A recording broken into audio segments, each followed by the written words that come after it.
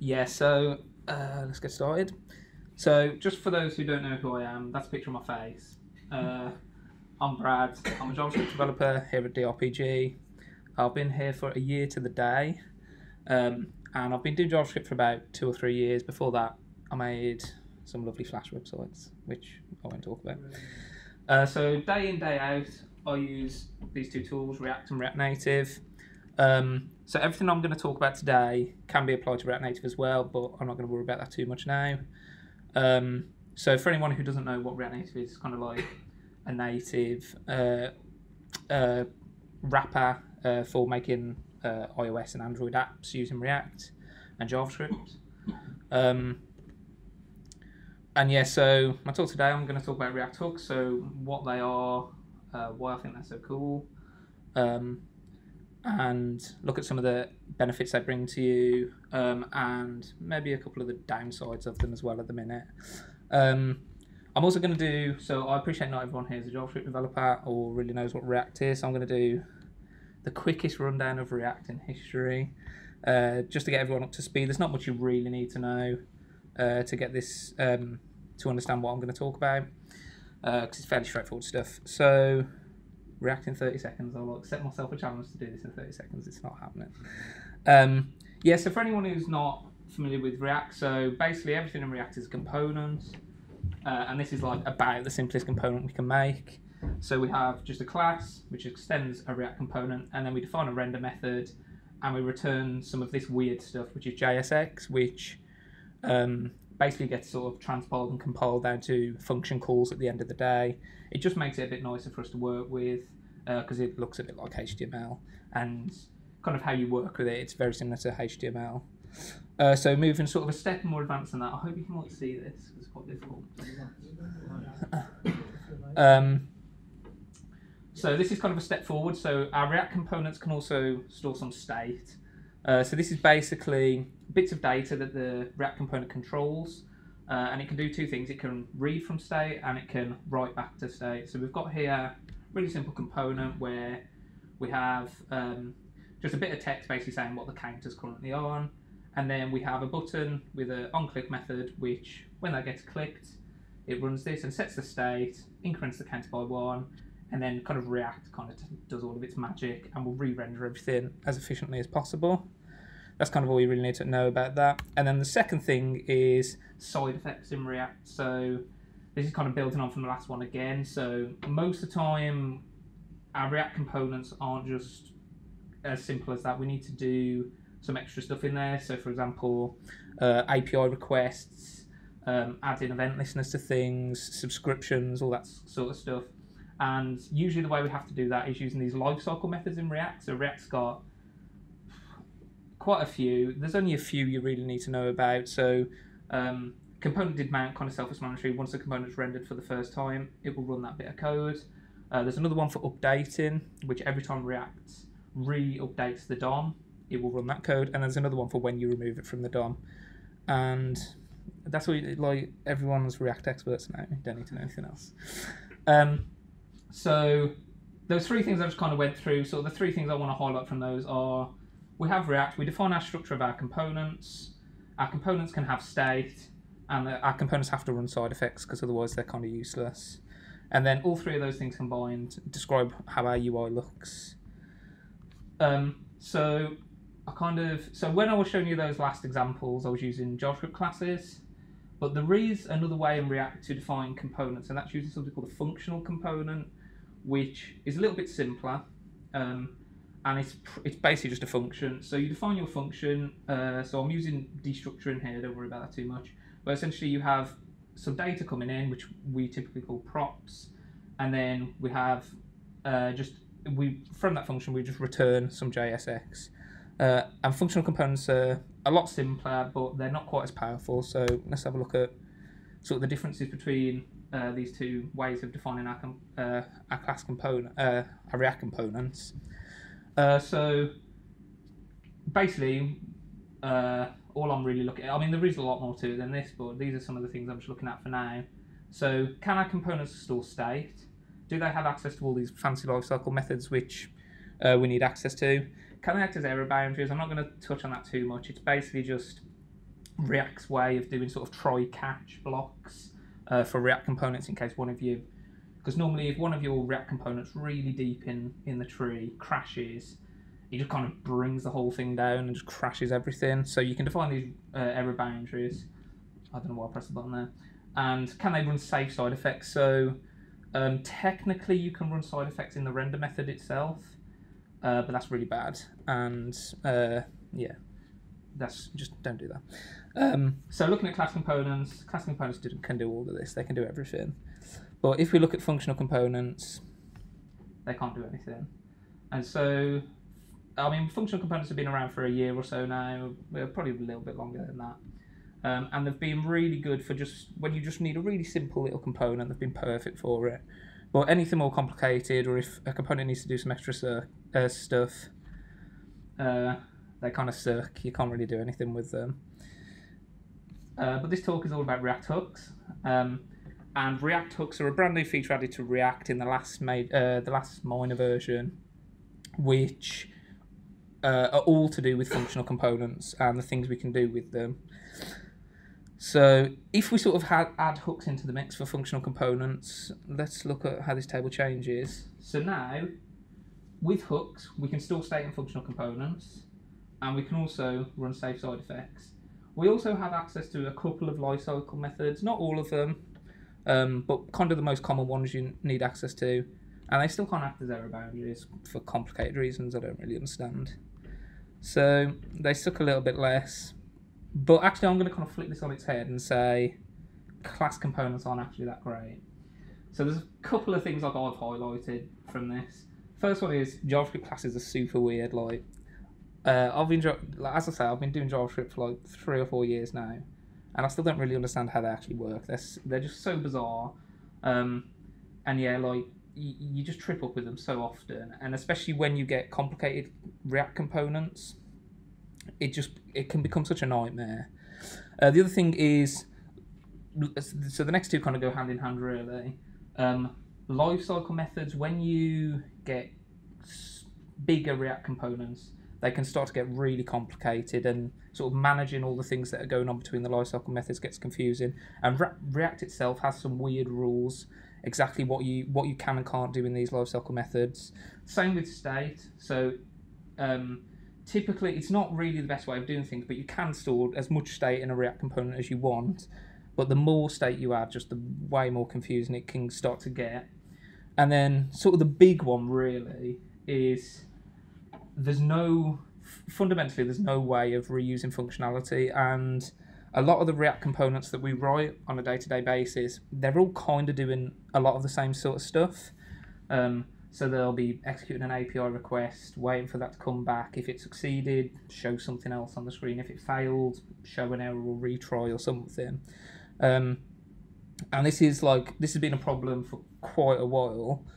And so we can have a look at some of the solutions that people have come up to these. So with JavaScript classes being weird, so we typically use a build step when we're doing our JavaScript stuff. And one of the popular transpilers we use is called Babel. And Babel has a whole host of plugins which basically make JavaScript way less weird, which you can enable. You can enable loads of them, and typically we do. Like, it's not uncommon for a project to have 10, 15 Babel plugins all defined just to get things working properly. Or the other alternative is to just learn it, which no one wants to do that. The next two kind of go hand in hand again. So managing lifecycle methods and managing state. Sort of the big answer to this is to just simplify your components. Try and reduce the amount of work they're doing, split them into smaller components, because it's much easier to write and test 2 small, simple components than 1 big component that's doing all the stuff. Or alternatively, with state, you can use something like a state management layer. And then the bottom one, so no way to reuse logic. There's a couple of patterns we can use, which people have come up with over the years. So the one is using the render prop pattern, and then another is higher order components. You don't really need to know what those are. But again, even those solutions kind of have problems. So the first one, enable load of Babel plugins, just facepalm, because it's an absolute nightmare. Learn the weirdness, it's really weird. Simplify components. So trying to simplify our React components can just sometimes be really difficult.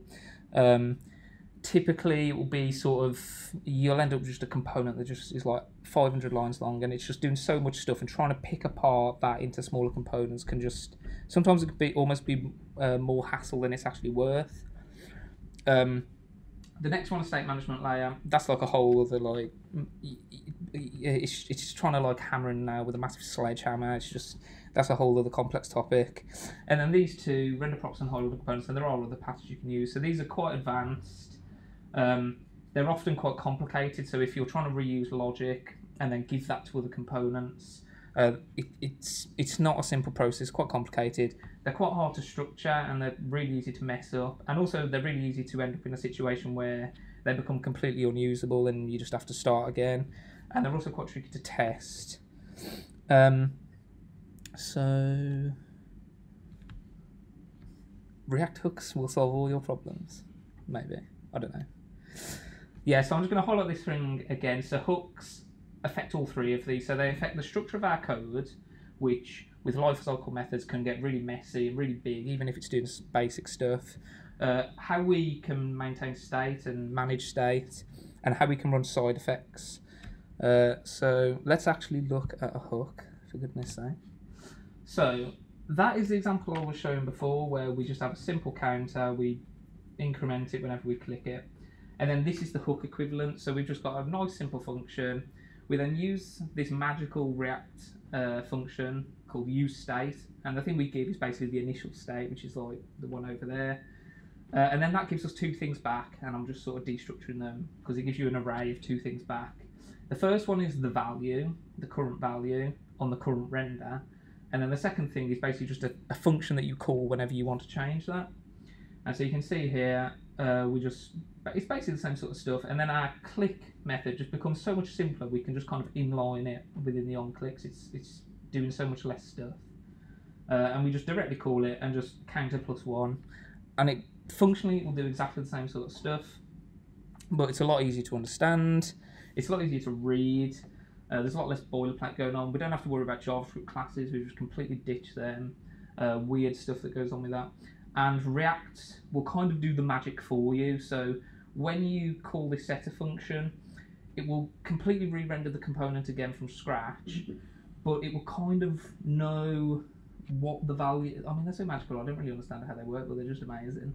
And counter will just reflect that each time. And as long as the component's been maintained across renders, so if the component ever got unmounted and then mounted back, and then put back on the screen, state would be back at 0 again. But you kind of just let React take care of all that, and 99% of the time it just works exactly how you expect it to. Okay, so now we're going to move on to a slightly more complicated one, which is use effect.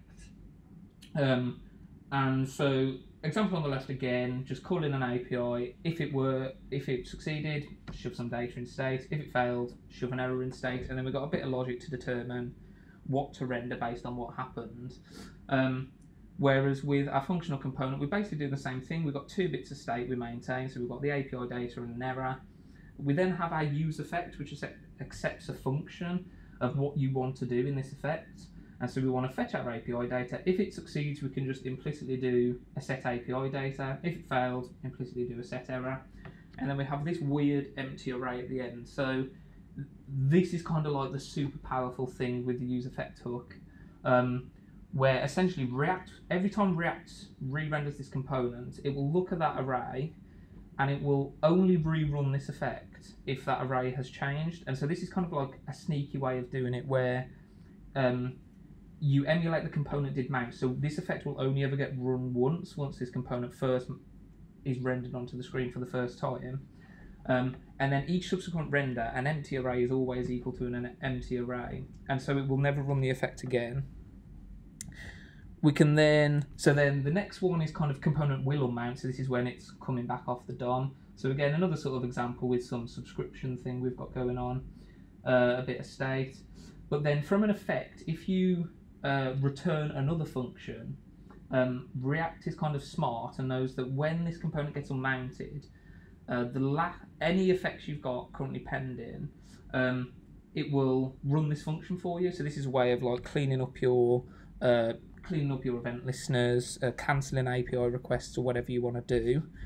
And then the last example is the update one, where now we're actually passing something through into the array. And so we're basically saying here, whenever we render this component, if the user ID ever changes, then we need to rerun this effect. And the good thing, like you can already see, like the amount of code we had to do just to manage that in React class before, where we have to hook into the component did update method, check if it changed manually, and then rerun a function. And we also have to do it in the mount. Whereas doing it with the effect, we basically just say, we just describe what the effect is going to do, and then we basically just give it a list of, oh, and redo this if any of these things ever change. And so again, we've like massively reduced the amount of code and boilerplate we need just to do basic tasks. And yeah, it makes it a whole lot easier. And then this is where hooks like get onto a next level. We can actually make our own hooks. So React out the box gives you loads of cool hooks you can use, but sort of where the power really lies and where we can start to reuse our logic and our functionality is with custom hooks. So in this example here, this was the one I just went through. I've kind of like, so this sort of setting state and errors and doing this effect, like I don't really care about that. I just want some sort of thing I can call that I just give it a user ID and it can just automatically return those and just re-update the component whenever any of those things change. And so here I've ripped it out into its own custom hook. So the convention is to always start your hook with the word use and then whatever it's doing. And it's basically just a function really, just sort of user ID comes in. We can use our hooks within a hook, which is kind of confusing. Have our effect, and then we just return the user data if there is any. So that could be, the first time this runs, this is going to be null, but that's absolutely fine. We can render some loading state or whatever. And then here, our component now has become so much simpler. It's almost like, it looks a bit empty, it looks a bit weird. So we just have a user ID prop, we just pass that straight into the hook, it will return the data for us. And again, if the user ID prop changes on this component, it will completely re-render the component and rerun everything in this hook. And so now, like this is where I'll go. Functional components with hooks are pretty awesome, and like I've kind of just started using them for everything because they're just amazing.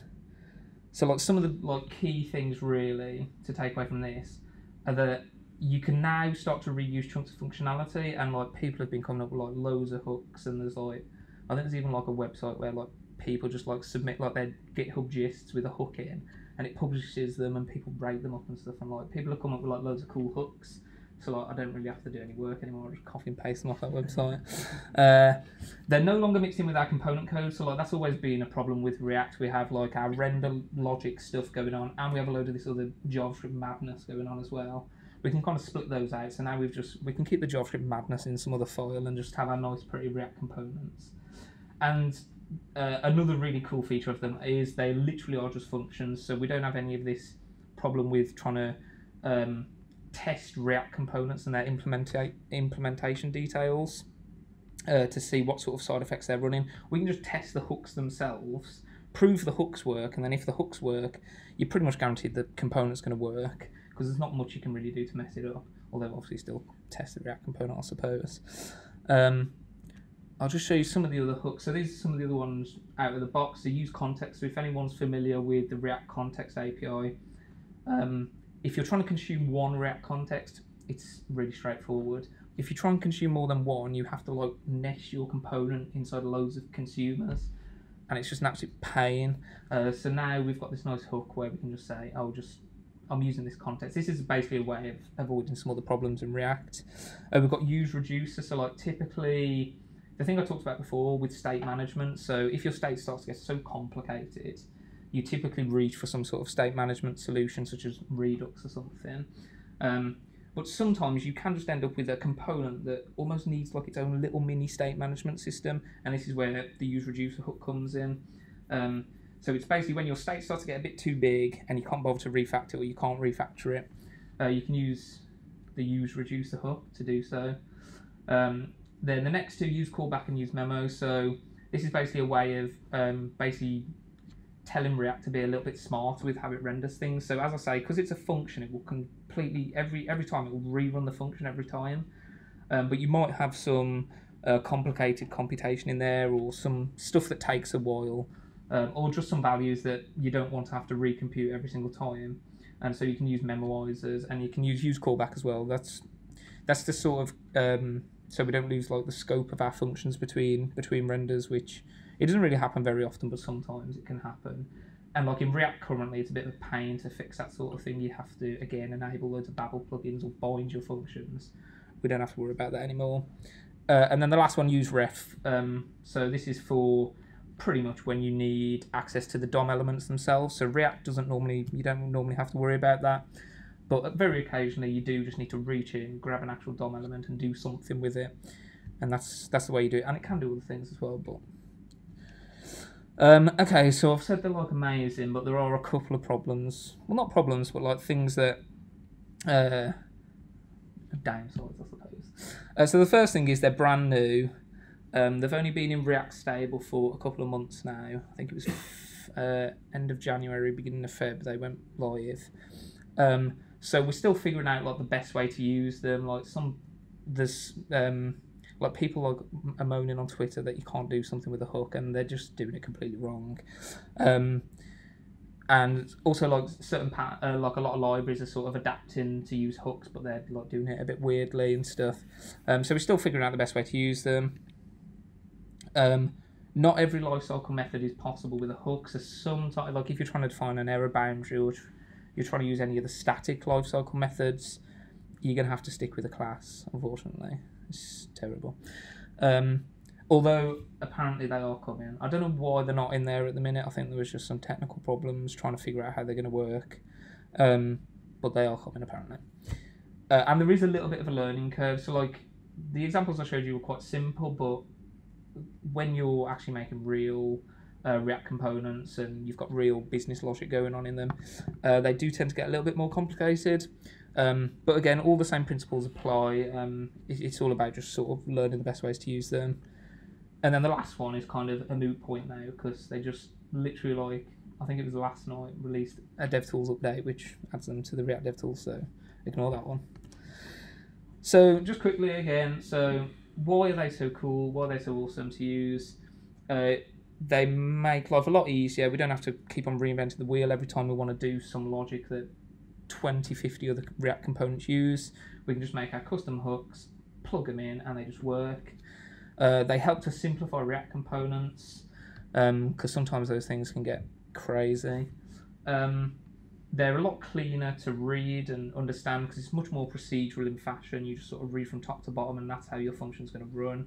You don't have this sort of class where you're jumping about looking for what's going on. And also, they're much easier to test the core functionality of what's going on, using things such as Jest and other test stuff. And that is why I think React hooks are awesome. Woo! Thank you.